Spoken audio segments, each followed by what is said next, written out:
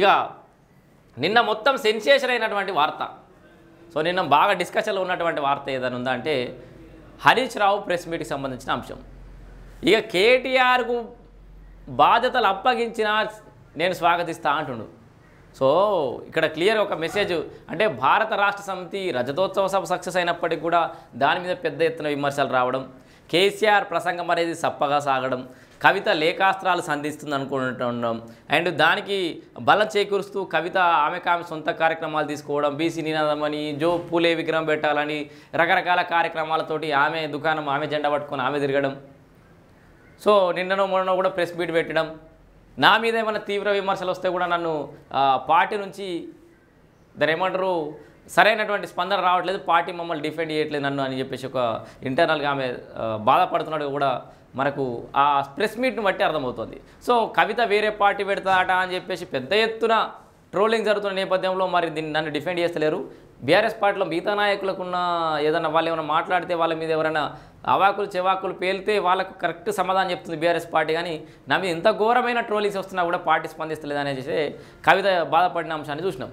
అయితే ఇక్కడ అటు కవిత బాధపడుతుంది, కవిత ఏదో డిస్టర్బ్ చేస్తుంది పార్టీని, ఇటు కేటీఆర్ ఏదో డిస్టర్బ్ చేస్తుండు, రజతోత్సవ సభ ద్వారా కేటీఆర్ఏ నెక్స్ట్ లీడ్ అని చెప్పేసి అయితే సమాజానికి చెప్పే ప్రయత్నం చేసిండు కేసీఆర్ అని విమర్శలు రావడం, హరీష్ రావు పార్టీ మారుతాడు ఇక, ఎందుకంటే ఇక ఇటు కేటీఆర్కే పూర్తిస్థాయి బాధ్యతలు అప్పచెప్తున్నారు, అక్కడ ఫ్లెక్సీలు కనబడలేదు, ఏది స్టేజ్ మీద ఎక్కడ కూడా పోస్టర్లో హరీష్ రావు ఫోటో లేదు, ఇక అయిపోయింది బీఆర్ఎస్ పార్టీ పని, కుక్కలు తిప్పిన విస్తరైపోతుంది, కవిత ఓదికి కూస్తుంది, కేటీఆర్ ఓదికి ఇస్తుండు, హరీష్ రావు ఓదికి గుంతుకపోతుండు, కేసీఆర్కి ఏం అర్థమవుతలేదు అని చెప్పేసి అని అట్లాంటి వాతావరణం ఏర్పడుతున్న తరుణంలో ఇక మళ్ళీ ముగ్గురు కూర్చుండి ఏం చర్చించుకుర్రో, గట్టిగా ఏం మాట్లాడుకోరో, నీకు కాకుండా అవుతుంది నాకు కాకుండా అవుతుంది అని మాట్లాడుకోరో, కాంగ్రెస్ మీద వ్యతిరేకత వస్తుంది దాన్ని మనం మూట కట్టుకోవాలి, రేపు పొద్దుగాల అధికారులకు వస్తే మళ్ళీ ఎప్పుడో ఎంజాయ్ చేయొచ్చు అనుకోరు, ఏం డిస్కషన్ జరిగిందో తెలియదు. కానీ మళ్ళీ మొత్తానికి హరీష్ రావు బయటకు వచ్చి ప్రెస్ మీట్ పెట్టి కేటీఆర్కే బాధ్యతలు అప్పగించినా కూడా స్వాగతిస్తా అంటే, కేటీఆర్ ముఖ్యమంత్రి అభ్యర్థి అయినా నాకు నష్టమేం లేదు, కేటీఆర్ఏ ముఖ్యమంత్రి అయినా కూడా మేము పనిచేస్తామన్నట్టుగా ఇండైరెక్ట్గా చెప్పినట్టే. సో మొదట్లో కేటీఆర్ సీఎం అని వినబడుతున్న టైంలో హరీష్ రావు మౌనంగా ఉన్నాడు. ఆ తర్వాత అధికారం పోయినప్పటి నుంచి మా కేసీఆర్ ఏమో బాసు, ఎప్పటికైనా ఆయనే అధ్యక్షుడు, ఆయన ఉన్నంతకాలం ఆయనే అధ్యక్షుడు, ఆయనే ముఖ్యమంత్రి అభ్యర్థి మా తదుపరి అని చెప్పేసి కేటీఆర్ను డామినేట్ చేస్తూ కేసీఆర్ అని చెప్పే ప్రయత్నం హరీష్ రావు చేసిండు.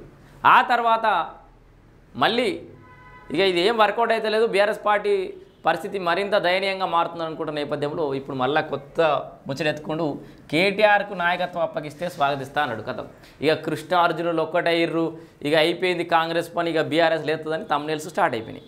ఇక మరి ఆ కృష్ణార్జునులు కూర్చొని మాట్లాడుకున్న ముచ్చట దేవులు తెలియదు. కానీ కేసీఆర్ నిర్ణయాలను కార్యకర్తగా శిరసా వహిస్తా, మా పార్టీలో ఎలాంటి పంచాయతీ లేదు, ఫేక్ ప్రచారాలు నమ్మొద్దు, ధాన్యం రాశులను పక్కపెట్టి అందాల రాశులతో సీఎం హరీష్ రావు పోటీ అని చెప్పేసి అయితే హరీష్ రావు పోతుండని చెప్పేసి అయితే సీఎం పోతుందని హరీష్ రావు అంటుండు. సో ఫీల్గా ఇట్లా హరీష్ రావు ఫీల్ అయినా పెద్ద పోయేదేం లేదు, వాళ్ళు కూడా మత్తుగా దుకాణాలు పెట్టారు. ఆడ ఈ కార్ రేసింగ్ పేరుతో నేను ఎవడు వీడియో చూసిన, నేను సీఎం మమ్మల్ని విఐపి మూమెంట్ ఉందని మా వెహికల్స్ ఆపుతావా అని వాడు కింద మీద పడి ఆగమాగం చేస్తుండు. విఐపి మూమెంటు దేశ విదేశాల నుంచి ఈ మిస్ వరల్డ్ పోటీలకు చాలామంది వచ్చారు. సో వాళ్ళందరి ద్వారా తెలంగాణ రాష్ట్రంలో ఉన్నటువంటి ఈ హెరిటేజ్ ఏవైతే ఉన్నాయో కట్టడాలు ఉన్నాయో అవన్నీ కూడా ఎక్స్పోజర్ దొరుకుతుంది, తెలంగాణ రాష్ట్రానికి ఎక్స్పోజర్ దొరుకుతుంది.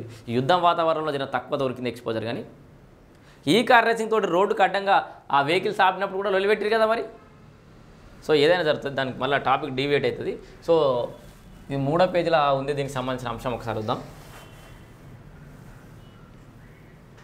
ఇగో కేటీఆర్కు పార్టీ నాయకత్వం అప్పగిస్తే స్వాగతిస్తానని, తప్పకుండా సహకరిస్తానని మాజీ మంత్రి ఎమ్మెల్యే హరీష్ రావు అన్నారు. ఒక క్రమశిక్షణ గల కార్యకర్తగా ఈ డైలాగ్ కంపల్సరీ ఉంటాయి. కేసీఆర్ పార్టీ నిర్ణయాన్ని శిరసా వహిస్తానని, గీత దాటనని పేర్కొన్నారు. 25 ఏళ్ల పార్టీ ప్రస్థానంలో ఇదే కొనసాగించానని పేర్కొన్నారు. పార్టీ జెండా పుట్టక నుంచి కేసీఆర్ అడుగుజాడల్లో ఆయన సూచనల్లో కార్యకర్తగా పనిచేశానని, భవిష్యత్తులోనూ అలాగే పనిచేస్తానని అన్నారు. మీరు అట్లనే పనిచేస్తారని మాకు కూడా తెలుసు. ఇక్కడ ఇంకొక పదం వాడి చూడు, జెండా పుట్టుక నుంచి కేసీఆర్ అడుగుజాడల్లో. మరి గా ముచ్చటగా కేసీఆర్ చెప్పక పాపం మన రజతోత్సవ సభలన్నీ గా ముచ్చట. ఇప్పుడు బిడ్డ ఆ రోజు నిన్ను మాట్లాడిపోయకపోవడం వల్ల బాగా వ్యతిరేకత వస్తుంది, ఆ సక్సెస్ క్రెడిట్ కూడా మనకు వస్తలేదు, ఇక పోయి మాట్లాడకపో నీది నువ్వే అని అన్నాడా?